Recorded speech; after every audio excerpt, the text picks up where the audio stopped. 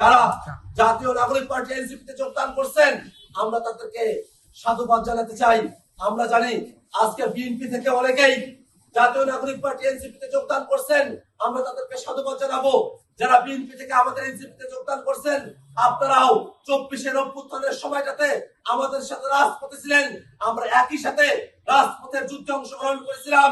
কিন্তু বিএনপির ভাইরা তারা সরকার গঠন করার পরে তারা গণভোটের রায়কে তারা অস্বীকার করছে, জনগণের ভোটকে তারা অস্বীকার করছে। গণভোট যে ভোটের মধ্য দিয়ে দেশের রাষ্ট্র ব্যবস্থাতে সংস্কার হওয়ার কথা ছিল, সেই সংস্কারের এজেন্ডাকে যারা আস্থা করে নিক্ষেপ করতে চায়, তাদের দলকে আপনারা এখন জনগণের দল মনে করতে পারছেন না মনে করে আপনারা জনগণের পক্ষে থাকে এনসিপি, যারা গণভোটের পক্ষে আছে, জনগণের পক্ষে আছে, সেই এনসিপিতে আপনারা এসেছেন। সেই জুলাইয়ের রাজপথের যোদ্ধা হিসেবে সেই বিএনপি থেকে যারা আজকে এনসিপিতে এসেছেন, তাদেরকে আমরা বড় জোরে তালির মাধ্যমে আমরা আজকে তাদেরকে বরণ